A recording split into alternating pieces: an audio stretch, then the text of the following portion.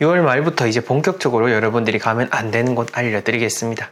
에이, 장소가 무슨 운하고 상관이에요? 이렇게 생각하시는 분들 끝까지 보시면은 생각이 좀 달라지실 겁니다. 여러분들이 6월에 발길을 조심하셨으면 하는 곳을 하나하나 짚어드리겠습니다. 네, 안녕하십니까. 멋지동의 동명풍수 채널 천건호입니다. 저는 4대째 풍수의 길을 이어오고 있는데요. 오늘은 어디에 무엇을 두느냐가 아니라 어디에 발을 들이느냐에 대한 이야기입니다. 사람이 머무는 자리만 기운이 있는 게 아니라 잠깐 스쳐 지나가는 그런 자리에도 다 기운이 있고 이것이 모여서 나의 큰 운을 만들어냅니다. 특히 계절이 바뀌는 6월부터는 더욱 조심하셔야 됩니다. 본 내용 들어가기 이전에 좋아요와 구독 그리고 하이프까지 부탁드리겠습니다. 자, 오늘도 장소를 말씀드리기 이전에 핵심 포인트부터 짚고 갈게요. 풍수는 점술이 아닌 철학이자 학문입니다. 여기 가면 큰일 난다 이런 겁주려는 이야기가 아닙니다. 어떤 자리가 사람의 몸과 마음을 편안하게 하고 어떤 자리가 불안하게 하는가, 그걸 오랜 세월 관찰해서 정리해둔 일종의 생활의 지혜이자 리스크 관리법이 바로 풍수의 지혜 속에 담겨 있습니다. 그렇기 때문에 수많은 자산가분들이 저를 찾는 것이고 또 수천 년 전부터 사회 지도층과 잘 되고자 하는 그 많은 사람들이 풍수를 가까이 해왔던 겁니다. 그러니 오늘 말씀드리는 것도 절대 가지 마라는 단정형이 아닌 내가 조금 더 상황에 따라 조심해야 될 사항으로 이해해 주시면 좋겠습니다. 자, 이제 본격적으로 한 곳씩 짚어보겠습니다. 첫째, 물가입니다. 너무 당연하다 싶겠지만 근데도 당연하지 않습니다. 여름에는 물가를 당연히 조심해야 됩니다. 물가에 가기 때문인 거죠.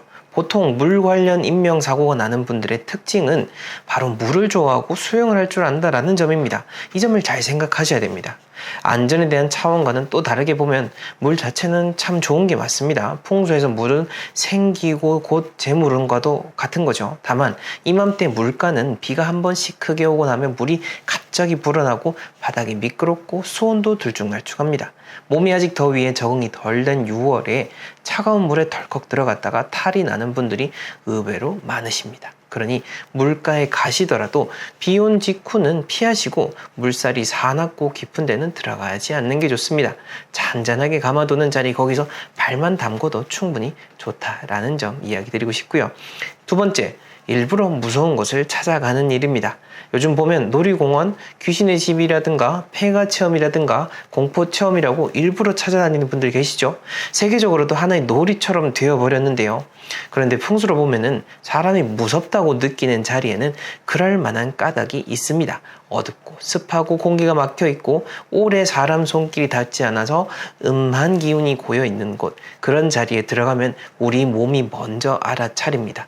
소름이 돋고 가슴이 답답하고 나오면 진이 빠지는 거죠. 그게 바로 우리 몸이 이 자리는 나에게 안 맞다고 보내는 신호입니다. 재미삼아 한두 번이야 그렇다 쳐도 마음이 약해져 있거나 몸이 지쳐 있을 때는 굳이 그런 자리를 찾아 들어가지 않는 게 좋습니다. 도덕경에는 화해복지소의, 복해 화지소복이라는 말이 있습니다. 화는 복이 기대어 있는 것이고 복은 화가 엎드려 숨어 있는 곳이다 라는 뜻인데요. 좋아 보이는 재미 속에 화가 숨어 있을 수 있다 라는 겁니다.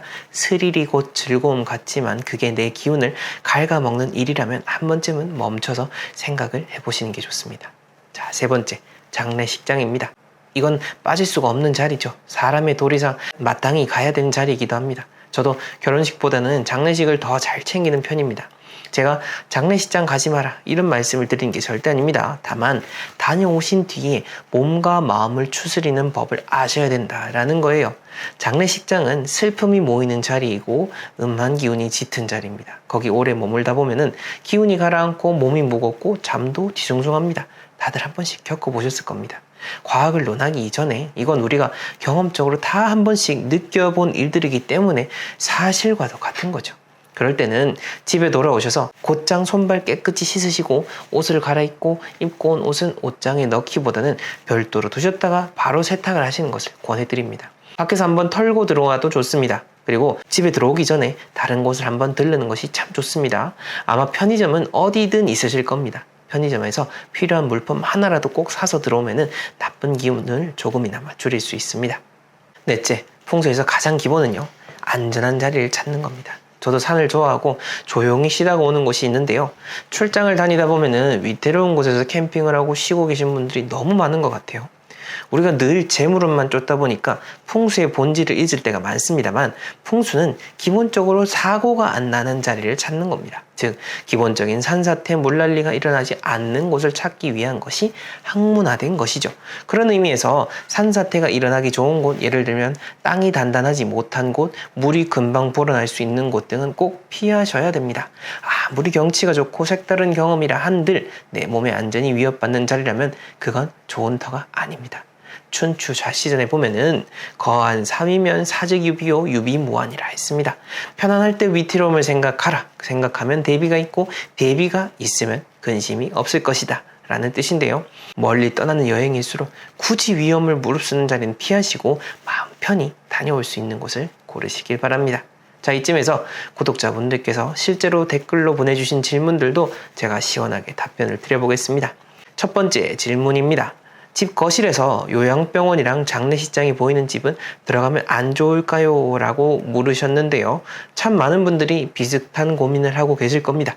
결론부터 말씀을 드리자면은 그것만으로 그 집은 흉하다 이렇게 단정 지을 일은 절대 아닙니다. 다만 앞서 말씀드린 대로 장례식장이나 병원은 슬픔, 아픔, 그런 애환이 모이는 자리이고 매일 그 풍경을 마주하면 내 마음도 자꾸 가라앉기가 쉽습니다.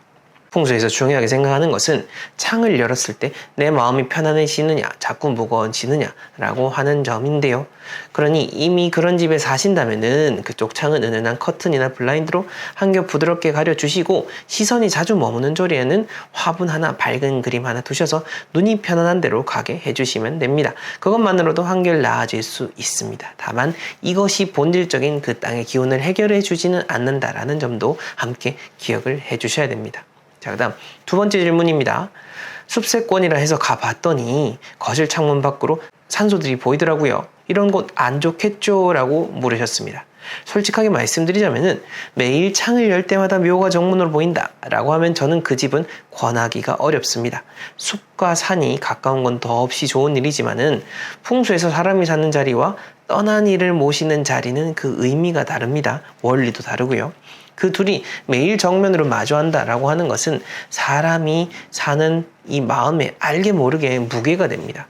다만 저 멀리 산자락에 살짝 비치는 정도, 그 정도라면은 또 얘기가 다를 수 있으니까 꼭 한번 직접 보셔가지고 여러분들이 편안한지 아닌지를 살펴보시면 좋겠습니다. 자, 그 다음 또 질문입니다. 시골집들이 산과 산 사이 크든 작든 계곡을 끼고 그 물길을 따라 동네가 형성돼 있던데요. 사람 사는 곳엔 물이 꼭 필요하잖아요. 그런 곳은 어떻게 보시나요? 라고 하셨는데요. 아주 좋은 질문입니다. 하지만 여기서 중요한 것은요. 풍수를 깊게 들어가면 사실은 참 어렵습니다. 산이 다 같은 산이 아니고 물이 다 같은 물이 아닙니다. 그렇기 때문에 풍수의 고서들만 쌓아둬도 몇 미터가 될 만큼 많은 책이 있고요. 역사가 쓰여진 이래로 항상 나라에는 풍수를 연구하는 전문가들이 있었던 거죠. 그렇기 때문에 이러한 부분에 있어서는 사실 유튜브만으로는 확실히 한계가 있습니다. 좀 더 제대로 공부를 하고자 하신다면 정식 교육기관 그리고 검증된 곳에서 컨설팅을 받으실 것을 권해드립니다. 논어 2인편에 보게 되면은요, 이인위미, 택불처인, 언득지라 했습니다. 어진 마을에 사는 것이 아름다우니 어진 곳을 가려 살지 못한다면 어찌 지혜롭다 하겠는가 라는 뜻입니다. 우리가 잠깐 다녀오는 자리 가려서 갈 줄 아는 게 지혜입니다. 이런 거 다 가리고 어떻게 사냐 하시는 분들 참 많죠. 선택은 자유입니다. 다만 부자라고 칭하는 분들, 그리고 오래도록 잘 살고 풍족하고 가족분들 다 평안하게 사시는 분들일수록 일반인들이 그냥 막 살고 지내는 그런 분들이 생각하는 그 이상으로 조심하면서 살고 바르게 살아가고 있다는 점은 여러분들이 꼭 생각해 보시면 좋겠습니다. 공부도 작은 차이가 만들어서 등수를 가르게 되고 우리가 살아가는 삶도 같습니다. 여러분들은 분명 지혜로운 분들이고 제가 말씀드린 이 점을 잘 알고 계실 겁니다. 동명풍수 채널 오늘 내용은 여기까지고요. 여러분의 집과 터에 대해 더 깊이 살펴보고 싶으신다면 고정 댓글에 안내를 참고해 주시면 되겠습니다. 감사합니다.